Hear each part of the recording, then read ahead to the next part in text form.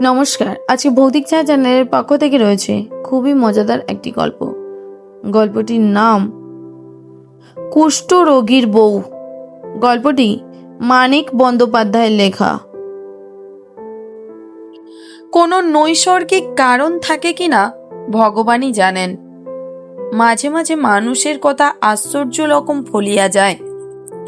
সমবেত ইচ্ছা শক্তির মর্যাদা দিবার জন্য ভগবান বিনিদ্র রজনী যাপন করেন না। মানুষের মর্মাহত অভিশাপের অর্থ জ্বালাময় অক্ষমতা ঘোষণা করার অতিরিক্ত আর কিছু নয়। তবু মাঝে মাঝে প্রতিফল ফলিয়া যায়, বিষাক্ত এবং ভীষণ।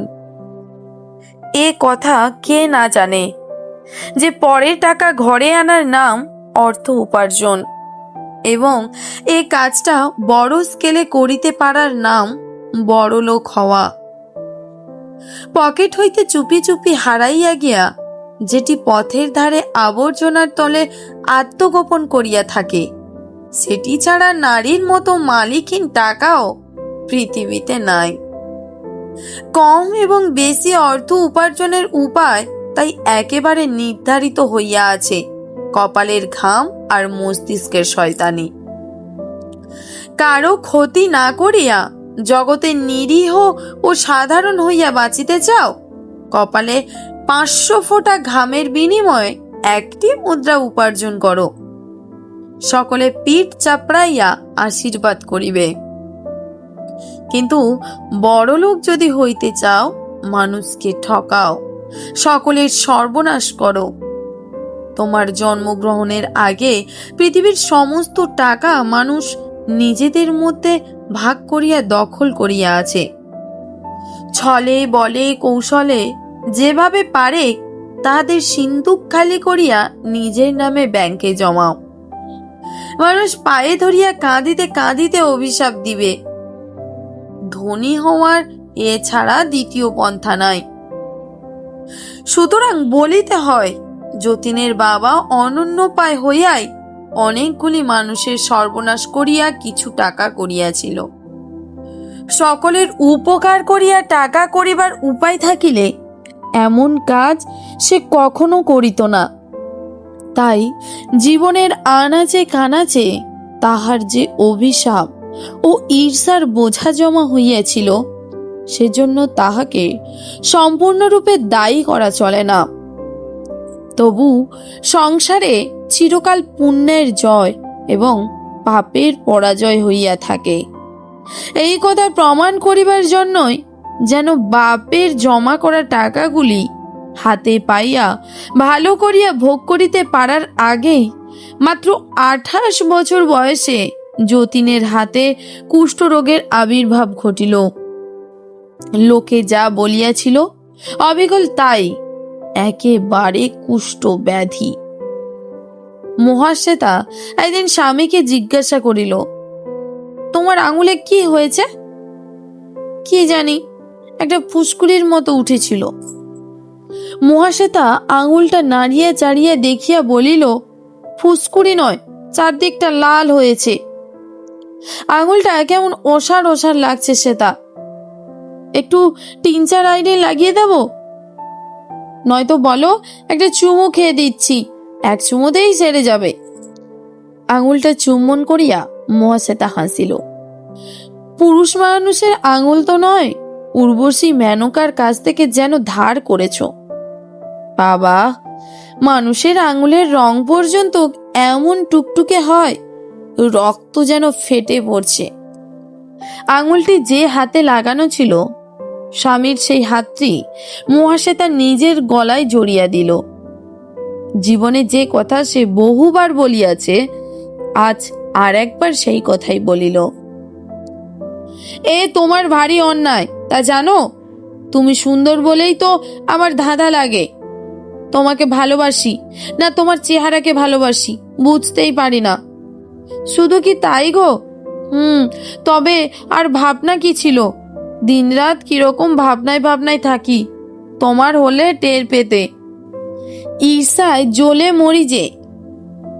তারপর আরো কিছুকাল বোঝা গেল না, শুধু আঙুল নয়, যতীনের হাতে 2-3 জায়গায় তামার পয়সার মতো গোলাকার কয়েকটা তামাটে দাগ যখন দেখা দিল, তখনও নয়।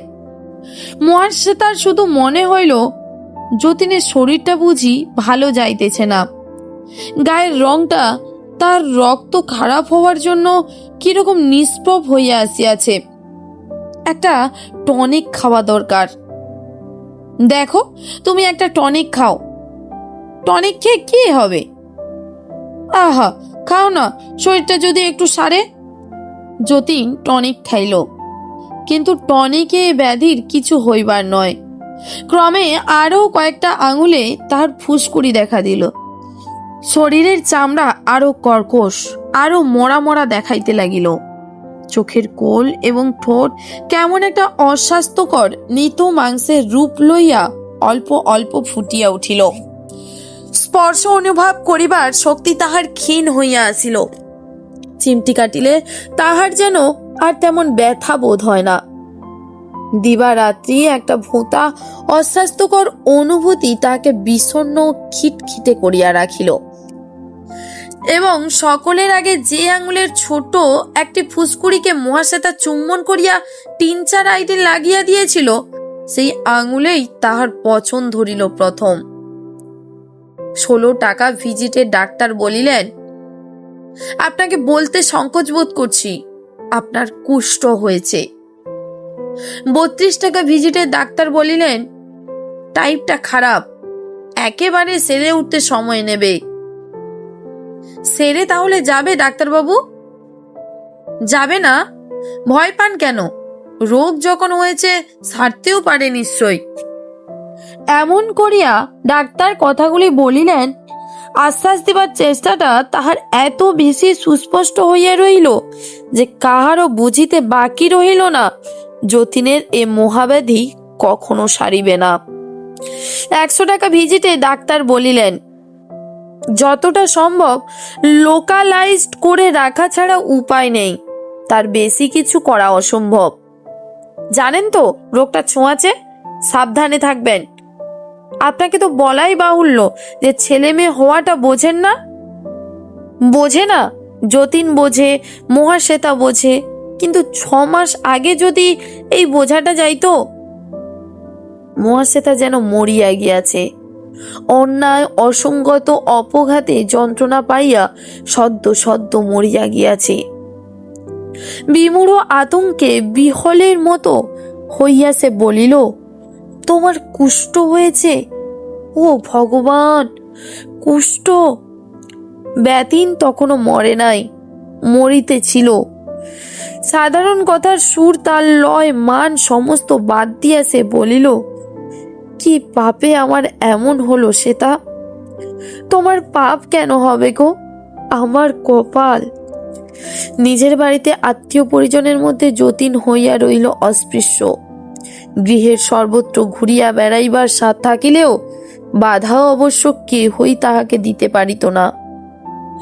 কিন্তু সে গোপনতা খুঁজিয়া লইল।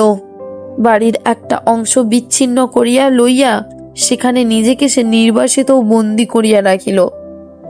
মহাশ্বেতা ছাড়া আর কাহারও সেদিকে যাইবার হুকুম রইল না। বন্ধু বান্ধব দেখা করিতে আসিয়া বাহির হইতে ফিরিয়া গেল। সামনাসামনি মৌখিক সহানুভূতি জানাইবার চেষ্টা করিয়া আত্মীয় স্বজন হইয়া গেল ব্যর্থ। যতীন নিজের পছন্দরা দেহকে কারো চোখের সামনে বাহির করিতে রাজি হইল না।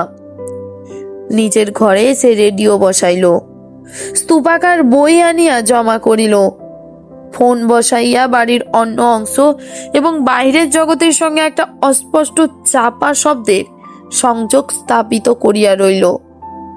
জীবনযাপনের প্রথার আকস্মিক পরিবর্তন ও বিপর্যয়ের সীমা পরিসীমা রইল না। পৃথিবীর সমস্ত মানুষকে বর্জন করিলেও মহাশ্বেতাকে সে কিন্তু ছাড়িতে পারিল না। নিকটতম আত্মীয়ের দৃষ্টিকে পর্যন্ত পরিহার করিয়া বাঁচিয়া থাকার মতো মনের জোর সে কোথা হইতে সংগ্রহ করিল বলা যায় না। কিন্তু মহাশ্বেতার সম্বন্ধে সে শিশুর মতোই দুর্বল চিত্ত হইয়া রইল। আপনার সংক্রামক ব্যাধিটিকে আপনার দেহের মধ্যেই সংহত করিয়া রাখিয়া মৃত্যু পর্যন্ত টানিয়া লইয়া গিয়া চিতার আগুনে ভস্ম করিয়া ফেলিবার যে অনমনীয় প্রতিজ্ঞা, সে অক্ষরে অক্ষরে পালন করিয়া চলিল। মনে হইল মহাশ্বেতাকে সে বুঝি তাহার সেই আত্মপ্রতিশ্রুতির অন্তর্গত করে নাই। আত্মীয়র পর সকলের জন্য সাবধান হইতে গিয়া মহাশ্বেতার বিপদের কথাটা সে ভুলিয়া গিয়াছে। জীবনটা এতকাল ভাগাভাগি করিয়া আসিয়াছে বলিয়া দেহের এই কদর্য রোগের ভাগটা ও মহাশ্বেতাকে যদি আজ গ্রহণ করিতে হয়, তাহার যেন কিছুই বলিবার নাই। স্ত্রীকে সে সর্বদা কাছে ডাকে, সবসময় কাছে রাখিতে চেষ্টা করে। কাছে বসিয়া মহাশ্বেতা তার সঙ্গে কথা বলুক, তাকে বই পড়িয়া শোনাক। রেডিওতে ভালো একটা গান বাজিতেছে, পাশাপাশি বসিয়া গানটা না শুনিলে একা ভালো লাগে না। ফোনে যে কার সঙ্গে কথা বলিবে, নম্বরটা খুঁজিয়া বাহির করিয়া কানেকশন লইয়া এই রিসিভারটা মহাশ্বেতা তাহার হাতে তুলিয়া দিই। আর তা না হয়তো সে শুধু কাছে বসিয়া থাক, যতীন তাহাকে দেখিবে। মহাশ্বেতা এসব করে। খানিকটা কলবনিয়া যাওয়া মানুষের মতো যতীনের নবজাগ্রত সমস্ত খেয়ালের কাছে সে আত্মসমর্পণ করিয়াছে। যতীন যা বলে নির্বিকার চিত্তে সে তাহাই পালন করে। যতীনের ইচ্ছাকে কখনো সংশোধিত অথবা পরিবর্তিত করিবার চেষ্টা করে না। তাহার নিরবচ্ছিন্ন স্বামীর কথা শুনিয়া চলিবার রকম দেখিলে বুঝিতে পারা যায় না তাহার নিজেরও স্নানাহারের প্রয়োজন আছে, সুস্থ মানুষের সঙ্গলাভের প্রয়োজন আছে, কিছুক্ষণ আপন মনে একা থাকিবার প্রয়োজন আছে। যতীন খেয়াল করিয়া ছুটি দিলে সে খাইতে যায়। যতীন মনে করিয়া দিলে বিকালে তাহার একটু বাগানে বেড়ানো হয়। তা না হলে নিজের কথা একেবারেই ভুলিয়া গিয়া যতীনের পরিবর্তনশীল ইচ্ছাকে সে অক্লান্ত তৎপরতার সহিত তৃপ্ত করিয়া চলে। অথচ যাচিয়া সে কিছুই করে না। যতীনের দরকারি সুখ সুবিধাগুলির জন্য ধরাবাঁধা যেসব নিয়মের সৃষ্টি হইয়াছে, সেগুলি যথারীতি পালিত হয় কিনা এ বিষয়ে সে নজর রাখে। কিন্তু যতীনের স্বাচ্ছন্দ্য বাড়াইবার জন্য, যতীনকে তাহার নিজের খেয়ালে সৃষ্টি করিয়া লওয়া আনন্দের অতিরিক্ত সবকিছু দিবার জন্য সকল্পিত কোনো উপায় দিন ও রাত্রি 24টা ঘন্টার মধ্যে মহাশ্বেতা একটিও আবিষ্কার করে না। তাহাদের সহযোগ রূপান্তর পরিগ্রহ করিয়াছে। তাদের জীবনের একটি সমবেত গতি ছিল। জীবনের পথে পাশাপাশি চলিবার কতগুলি রীতি ছিল, সে গতিও এখন রুদ্ধ হইয়া গিয়াছে। সেসব রীতিও গেছে বদলাইয়া। পুরনো ভালোবাসা, পুরনো প্রীতি, পুরনো কৌতুক নতুন ছাঁচে ঢালিয়া লইতে হইয়াছে। বিবাহের 4 বছর পরে পরস্পরের সঙ্গে আবার তাহাদের একটি নবতর সম্পর্ক স্থাপন করিবার প্রয়োজন দেখা দিয়াছে। পূর্বতন বোঝাপড়াগুলি আগাগোড়া বদলাইয়া ফেলিতে হইয়াছে। প্রথম দিকে যে মুহ্যমান অবস্থাটি তাহাদের আসিয়াছিল, সেটুকু কাটিয়া যাওয়ার আগে আপনা হইতে এমন কতকগুলি পরিবর্তন সংঘটিত হইয়া গিয়াছে, যাহা খেয়াল করিবার অবসরও তাহাদের থাকে না। চিকিৎসার বিপুল আয়োজনের সঙ্গে সামঞ্জস্য রাখিয়া রোগী ও সুস্থ মানুষের শয্যা গিয়াছে পৃথক হইয়া। কথা বলিবার সময় শুধু হাসিয়া কথা বলিবার প্রয়োজন সম্পূর্ণ বাতিল হইয়া গিয়াছে। যার নাম দাম্পত্যালাপ এবং যাহার 9টির মধ্যে প্রায় সবগুলি উপভোগ্য রসে সমৃদ্ধ, 2টি পৃথক শয্যার মাঝে চিড় খাইয়া তাহার নিঃশব্দে মরিয়া গিয়াছে। দিবারাত্রির মধ্যে একটি চুম্বনও আজ আর পৃথিবীর কোথাও অবশিষ্ট নাই। চোখে চোখে যে ভাষায় তাহারা কথা বলিত, সে ভাষা তাহারা ভুলিয়া গিয়াছে। সবটুকু নয়। এখন চোখের দৃষ্টিতে একটি বিহবল শঙ্কিত প্রশ্ন তাহারা ফুটাইয়া তুলিতে পারে। চোখে চোখে চাইয়া এখন তাহারা শুধু দেখিতে পায় একটা অবিশ্বাস্য অপ্রকাশিত বেদনা এই জিজ্ঞাসায় পরিণত হইয়াছে, এ কি হলো? মহাশ্বেতা দিন রাত বোধহয় এই কথাটাই ভাবে। তাহার ঠোঁট দুটি পরস্পরকে দৃঢ় আলিঙ্গন করিয়া অহরহ কঠিন হইয়া থাকে। ছোট ছোট নিঃশ্বাস ফেলিতে ফেলিতে এক সময় সে শুধু বেশি বাতাসের প্রয়োজনে জোরে নিঃশ্বাস গ্রহণ করে। দীর্ঘশ্বাসের মতো শোনায়, অদৃষ্টকে অভিশাপ দিবার মতো শোনায়। যতীন অনুযোগ করিয়া বলে, দিন রাত তুমি অমন করো কেন? মহাশ্বেতা ঠোঁট নাড়িয়া উচ্চারণ করে, কেমন করি? কিছু করি না তো। যতীন হঠাৎ কাঁদো কাঁদো হইয়া বলে, এমনিতেই আমি মরে আছি, তারপর তুমিও যদি আমার মনে কষ্ট দাও। যতীন ভুলিয়া যায়। ভুলিয়া গিয়া সে মহাশ্বেতার হাত চাপিয়া ধরে। প্রথম দিকে তাহার ঘায়ে ব্যান্ডেজ বাঁধা হইত, আজকাল আলো ও বাতাস লাগাইবার জন্য খুলিয়া রাখা হয়। ডাক্তার দিনে 5-6 বার ধুইয়া যতক্ষণ সম্ভব রোদে ঘাগুলি মেলিয়ে রাখিবার ব্যবস্থা দিয়েছেন। ব্যান্ডেজ শুধু রাত্রির জন্য। মহাশ্বেতা তাহার 3টি চামড়া তোলা ফাটিয়া যাওয়া আঙুলের দিকে চাহিয়া থাকে। আঙুলগুলি তাহার হাতে লাগিয়া আছে বলিয়া বারেগের জন্য সে শিহরিয়া ওঠে না। মনে হয় যতীন অনুরোধ করিলে তাহার হাতে কনুইয়ের অল্প নিচে টাকার মতো চওড়া যে ক্ষতটি ছোট ছোট রক্তাভ গোটায় উর্বর হইয়া আছে, মহাশ্বেতা সেখানে চুম্বন করিতে পারে। যতীন হাত সরাইয়া লয়, রাগ করিয়া বলে, তুমি আমায় ঘেন্না করছো শ্বেতা? মহাশ্বেতা এ কথা অনুমোদন করিবার সুরে রাগিয়া বলে, কখন আবার ঘেন্না করলাম? তবে অমন করে তাকাও কেন? কেমন করে তাকাই? এরকম অবস্থায় এ ধরনের পাল্টা প্রশ্ন মানুষের সহ্য হয়? যতীন উঠিয়া বারান্দায় গিয়া বেলা 12টার কড়া রোদে পাতিয়া রাখা ইজি চেয়ারটিতে কাত হইয়া এলাইয়া পড়ে।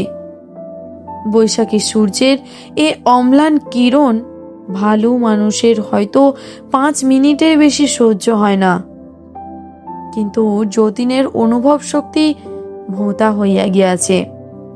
ঘন্টার পর ঘন্টা সে সেই রোদে নিজেকে মেলিয়া রাখিয়া পড়িয়া থাকে। রোদ সরিয়া গেলে ইজি চেয়ারটাও সে সরাইয়া লইয়া যায়। ডাক্তারের কাছে সে সূর্যালোকের মধ্যে অদৃশ্য আলোর গুণের কথা শুনিয়াছে। সে আলোককে যতীন প্রাণপণে কাজে লাগায়, অপচয় করিতে পারে না। খানিক পরে ডাকিয়া বলে, এদিকে শোনো শ্বেতা। মহাশ্বেতা আসিলে বলে, এইখানে বসো। মহাশ্বেতা যতীনের কাছে ছায়ায় বসে। নিকটবর্তী রোদের ঝাঁজে তার ঘর্মাক্ত দেহ শুকাইয়া উঠিয়া জ্বালা করিতে থাকে, কিন্তু সে উঠিয়া যায় না। জ্যোতির্ময়ী পতিব্রতার মতো স্বামীর কাছে বসিয়া ঝিমায়।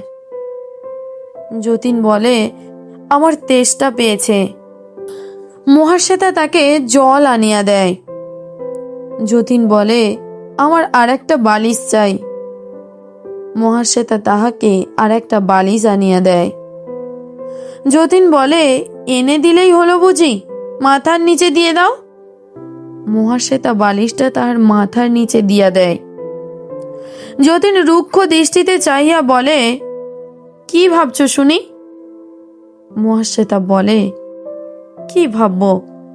বৈশাখী দুপুরটি গুমটে জমিয়া ওঠে। রাত্রে ঘুম ভাঙিয়া মহাশ্বেতা দেখিতে পায় যতীন তার বিছানায় উঠিয়া আসিয়াছে। দেখিয়া মহাশ্বেতার চোখ বোজে। সারা রাত্রি আর সে চোখ খোলে না। এ জগতে সবই যখন ভঙ্গুর, মনুষ্যত্বের ভঙ্গুরতায় বিস্মিত হওয়ার কিছুই নাই। মানুষের সঙ্গে মানুষের স্বভাবও ভাঙে গড়ে। আজ যে রাজা ছিল, কাল সে ভিখারি হইলে যদি বা এটুকু বোঝা যায় যে লোকটা চিরকাল ভিখারি ছিল না, তার বেশি আর কিছুই বোঝা যায় না। সংকীর্ণ কারাগারে নিজের বিষাক্ত চিন্তার সঙ্গে দিবারাত্রি আবদ্ধ থাকিয়া যতীন দিনের পর দিন অমানুষ হইয়া উঠিতে লাগিল। বিভৎস রোগটা তাহার না কমিয়া বাড়িয়াই চলিল। তার সুশ্রী রমণীর চেহারা কুৎসিত হইয়া গেল। বাহিরের এই কদর্যতা তাহার ভিতরেও ছাপ মারিয়া দিল। তার সঙ্গে কয়েক ঘন্টা একত্র থাকাও মুহ্যমানা মহাশ্বেতার পক্ষে অসম্ভব হইয়া উঠিল। মেজাজটা যতীনের একেবারে বিগড়াইয়া গিয়াছে। মাথায় রক্ত চলাচলের মধ্যে তাহার কি গোল বাঁধিয়াছে বলা যায় না। চোখ দুটি মেজাজের সঙ্গে মানাইয়া দিবা রাত্রি আরক্ত হইয়া আছে। গলার আওয়াজ তাহার চাপা ও কর্কশ হইয়া উঠিয়াছে। মাথার চুলগুলি অর্ধেকের বেশি উঠিয়া গিয়া পাতলা হইয়া আসিয়াছে। নাকের রংটা তাহার তামাটে হইতে আরম্ভ করিয়াছে। মুখের ও দেহের মাংস দেখিলে মনে হয় কত কালের বাসি হইয়া ভিতর হইতে পচন ধরিয়া গাজিয়া উঠিয়াছে। কুণ্ঠাসা হিংস্র জন্তুর মতো উগ্র ভীতিকর ব্যবহারে মহাশ্বেতাকে সে সর্বদার জন্য সন্ত্রস্ত করিয়া রাখিতে শুরু করিয়াছে। মানুষের স্তরে আর যে তাহার স্থান নাই, যতীন তাহা বুঝিতে পারে। মানুষের শ্রদ্ধা, সম্মান ও ভালোবাসার পাওয়ার আশা এই জীবনের মতো তাহার ঘুচিয়া গিয়াছে। সে কাছে আসিতে দেয় না বলিয়া কেহ তাহার খোঁজ খবর নেয় না। সেই আত্মপ্রবঞ্চনাকে আশ্রয় করিয়া থাকিতে সে রাজি নয়। মহাশ্বেতা নির্বাক ও নির্বিকার আত্মসমর্পণকে সে অসাধারণ ঘৃণার অস্বাভাবিক প্রকাশ বলিয়া চিনিতে পারিয়াছে। মানুষকে দিবার যতীনের আর কিছুই নাই। সে তাই মানুষের উপর রাগিয়াছে। সে তাই স্বার্থপর হইতে শিখিয়াছে। ব্যথা পাইয়াছে বলিয়া কাহাকেও ব্যথা দিতে সে কুণ্ঠিত নয়। নাগাল সে পায় শুধু মহাশ্বেতার। মহাশ্বেতাকেই তাহার ব্যাধি ও ব্যাধিগ্রস্ত মনের ভার গ্রহণ করিতে হয়। সে শান্ত হইয়া পড়িয়াছে। তার অবসন্ন শিথিল ভাবটাও অনেক কমিয়া গিয়াছে। মনে হয় আত্মরক্ষার ঘুমন্ত প্রবৃত্তিগুলি আর তাহার ঘুমাইয়া নাই। এবার সে একটু বাঁচিবার চেষ্টা করিবে। চিরটা কাল সহমরণে যাইবে না।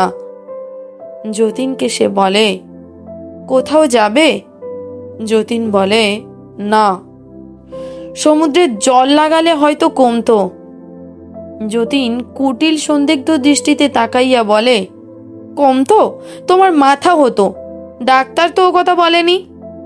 মহাশ্বেতা রাগ করিয়া বলে, ডাক্তারের কথা শুনে তো সবই হচ্ছে।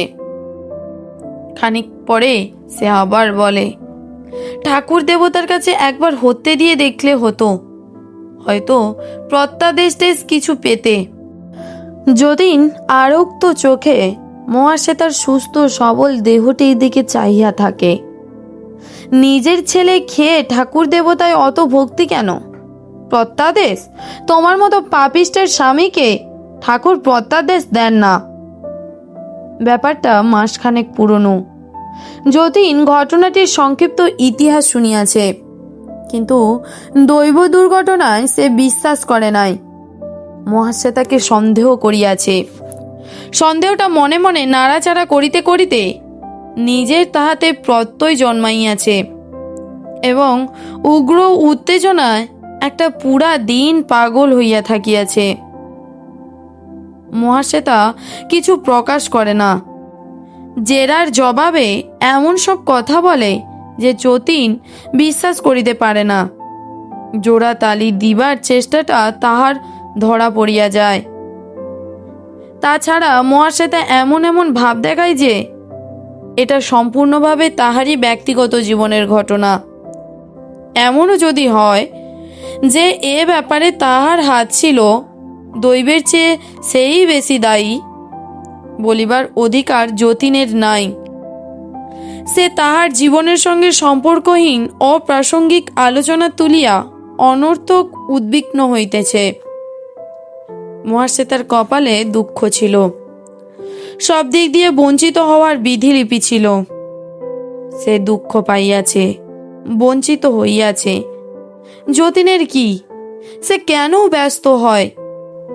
তার স্বামী বলিয়া যতীন দেবতার প্রত্যাদেশও পাইবে না, এ কথাটা মহাশ্বেতার সহ্য হয় না।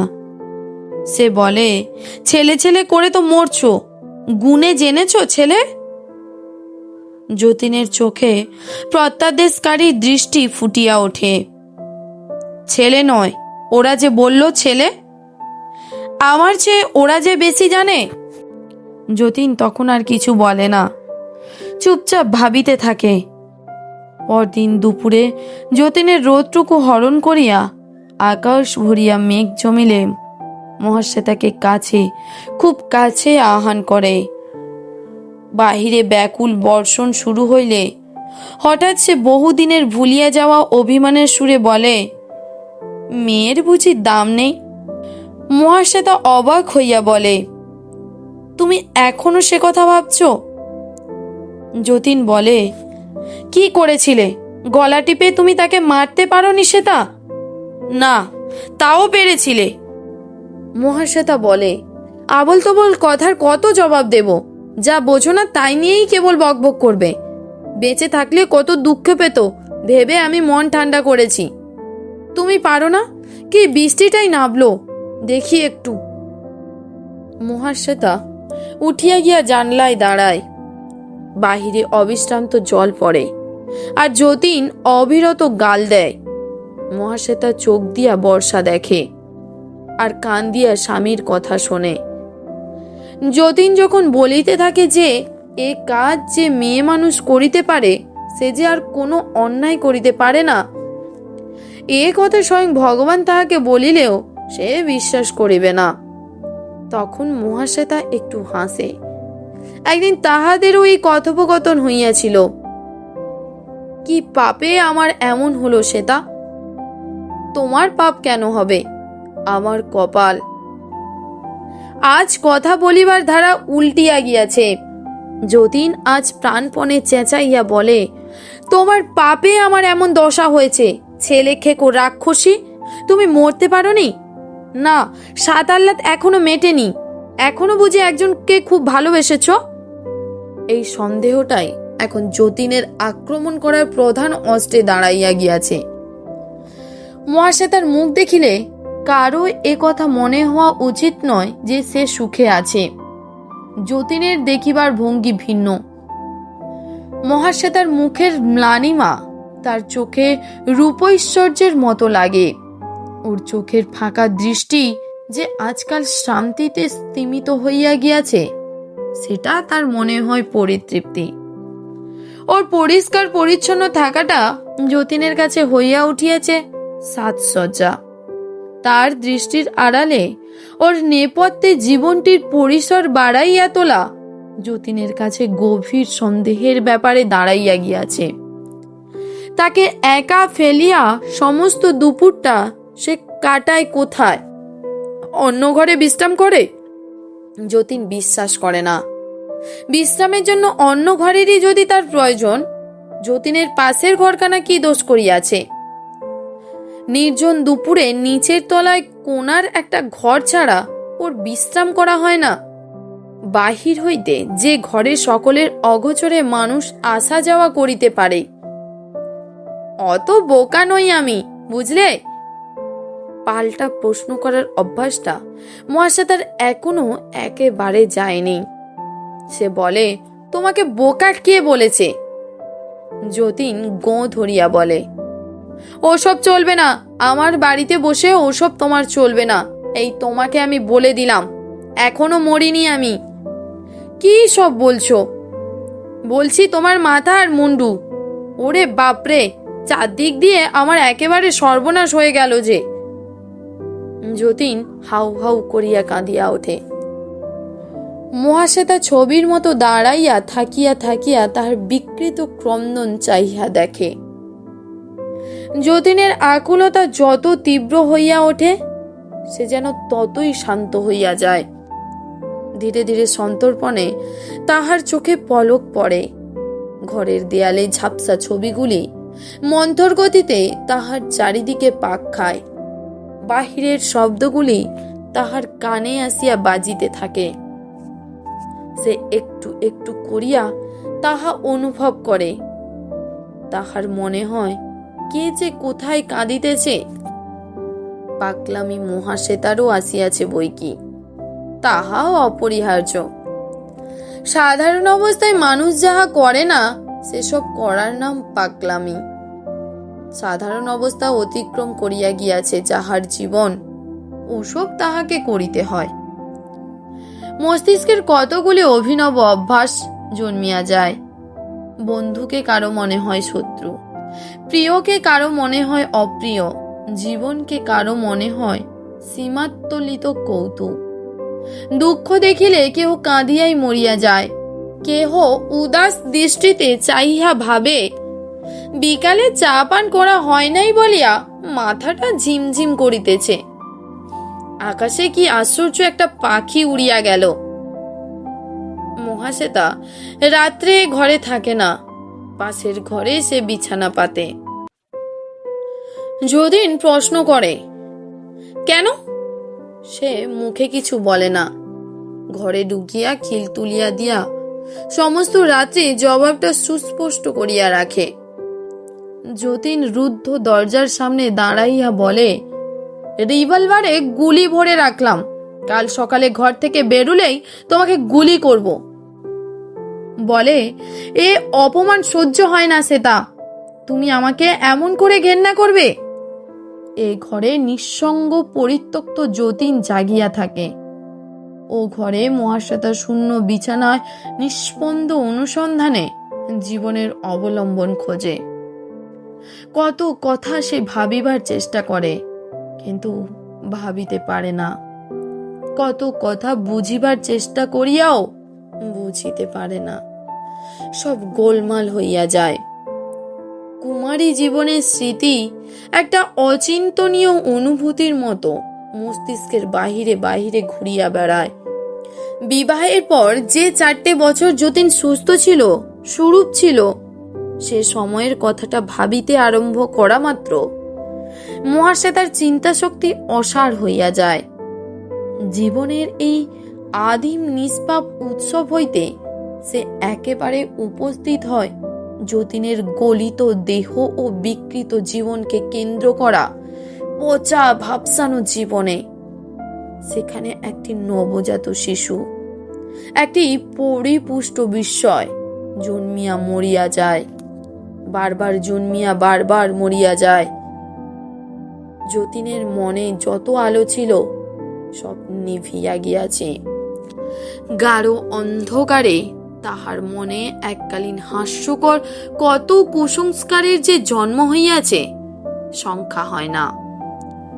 কয়েকদিন ভাবিয়াই প্রত্যাদেশে তাহার অক্ষুণ্ণ বিশ্বাস জন্মিয়া গিয়াছে।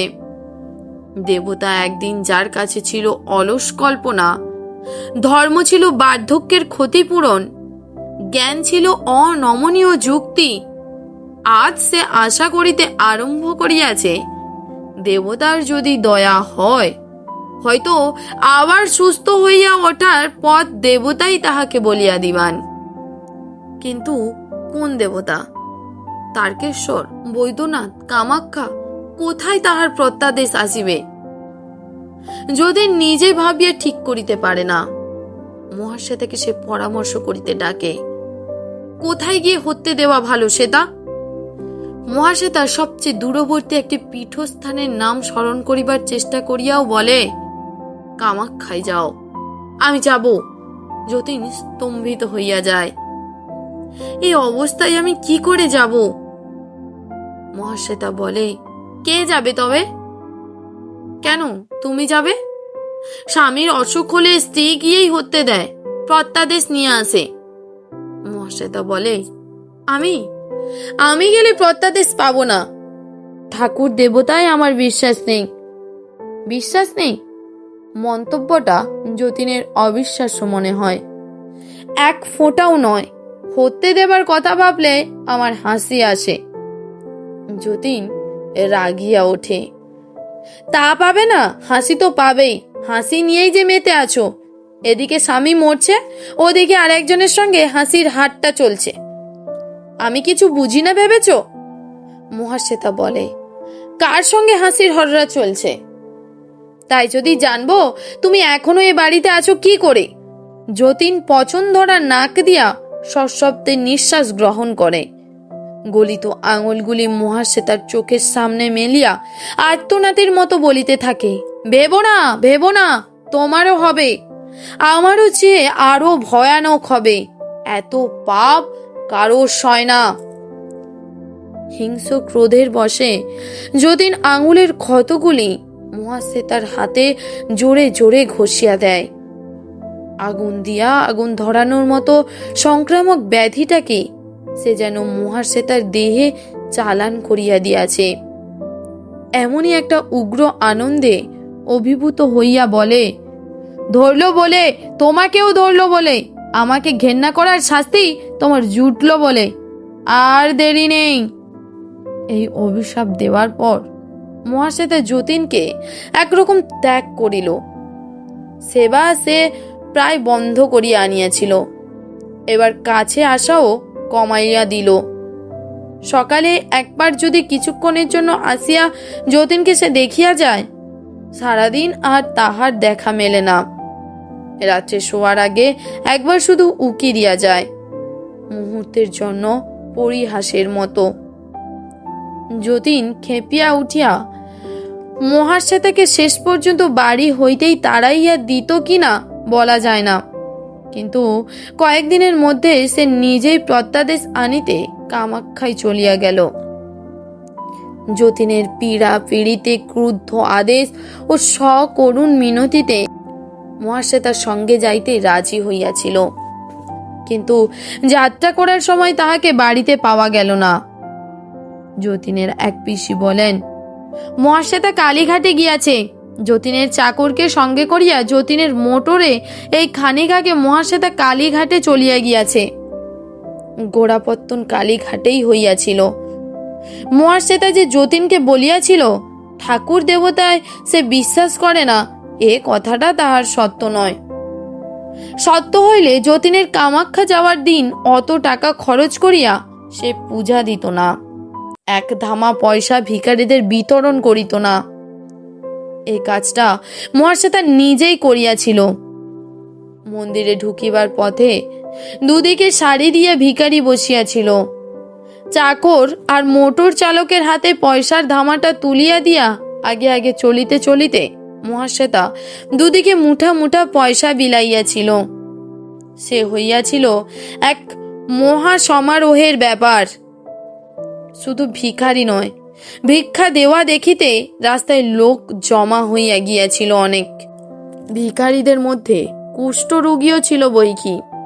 হাতে পায়ে কারো ছিল চট বাঁধা, কারো নাক গলিয়া গিয়া একটা গহ্বরে পরিণত হইয়াছিল, কারো সমস্ত মুখের ভাপানো মাংস বড় বড় গোটায় ভরিয়াছিল, কারো কবজির কাজ হইতে দুটি হাত বহুকাল আগে খসিয়া গিয়া ঘাড় শুকাইয়া হইয়াছিল মসৃণ।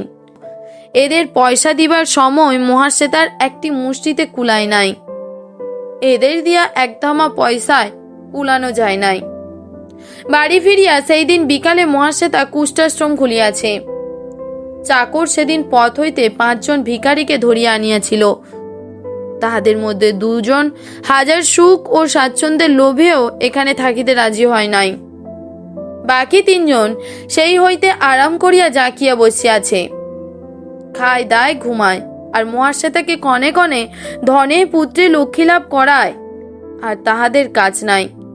7 দিনের মধ্যে মহাশ্বেতার আশ্রমবাসীদের সংখ্যা দাঁড়াইছে 21 জন। আত্মীয় স্বজন সকলকে সে ভিন্ন বাড়িতে স্থানান্তরিত করিয়াছে। মাহিনা করা কয়েকজন চাকর দাসী মেথর আর বাড়ি ভরা কুষ্ঠরোগীর সঙ্গে সে এখানে বাস করে থাকে। সকালে বিকালে এদের দেখিয়া যাওয়ার জন্য সে একজন ডাক্তার ঠিক করিয়াছে। দুজন অভিজ্ঞ নার্সের জন্য বিজ্ঞাপন দেওয়া হইয়াছে। ডাক্তার বলিয়াছে এখানে আপনাকে কুষ্ঠাশ্রম খুলতে দেবে না। কেন? শহরের মাঝখানে এ ধরনের আশ্রম কি খুলতে দেয়? মহাশ্বেতা আশ্চর্য হইয়া বলিয়াছে, ওরা তো শহরের রাস্তায় রাস্তায় ঘুরে বেড়াচ্ছিল। আমি বাড়ির মধ্যে ভরে বিপদ আরো কমিয়েছি। ডাক্তার একটু হাসিয়া বলিয়াছে, তবু দেবে না? তবে কি জানেন, এসব হলো সৎ কাজ। সহজে কেউ বাধা দিতে চায় না। পাড়ার লোকে নালিশ করবে, সে নালিশের তদবির হবে, তারপর আপনার কাছে নোটিশ আসবে, তখনও 2 মাস আপনি চুপ করে থাকতে পারবেন। ফের আর একটা নোটিশ এলো, তখন ধীরে সুস্থে সরিয়ে নেবার ব্যবস্থা করবেন। ডাক্তারের এত কথার জবাবে মহাশ্বেতা বলিয়াছে, কুষ্ঠ কি ভয়ানক রোগ ডাক্তারবাবু? ডাক্তার তাহার বিপুল অভিজ্ঞতায় আবার অল্প একটু হাসিয়াছে। এরকম কত রোগ সংসারে আছে, মানুষকে একেবারে নষ্ট করে দেয়। বংশের রক্তধারার সঙ্গে পুরুষানুক্রমে মিশে থাকে এমন রোগ একটা নয় মিসেস দত্ত। বংশ, পুরুষানুক্রম, কে জানে ডাক্তার কতখানি টের পাইয়াছিল। যতীন শুধু সন্দেহ করিয়া খেপিয়া উঠিয়াছিল, ভাবিয়াছিল তাকেই মহাশ্বেতা বঞ্চনা করিয়াছে। ডাক্তার জানিয়াও নির্বিকার হইয়া আছে। হয়তো মনে মনে ডাক্তার সমর্থনও করে। জ্ঞানী ও অজ্ঞানীর মধ্যে একটু পার্থক্য থাকিবেই। নার্স ঠিক হওয়ার আগেই যতীন ফিরিয়া আসিল। সে ঠিক প্রত্যাদেশ পায় নাই। কেমন একটা স্বপ্ন দেখিয়াছে যে কুণ্ড হইতে একটি সাদা ফুল আনিয়া মাদুলি করিয়া ধারণ করিলে সে নিরোগ হইতে পারে। বাড়ি ফেরার আগেই যতীন মাদুলি ধারণ করিয়াছে। বাড়ির ব্যাপার দেখিয়া তাহার চমক লাগিয়া গেল। এসব কি করেছ শ্বেতা? মহাশ্বেতার মন অনেকটা শান্ত হইয়া আসায় বুদ্ধিটাও তাহার বেশ পরিষ্কার ছিল। সে বলিল, তোমার কল্যাণের জন্যই করেছি। কালীঘাটে একজন সন্ন্যাসীর দেখা পেলাম। অমন তেজালো সন্ন্যাসী আমি জীবনে কখনো দেখিনি।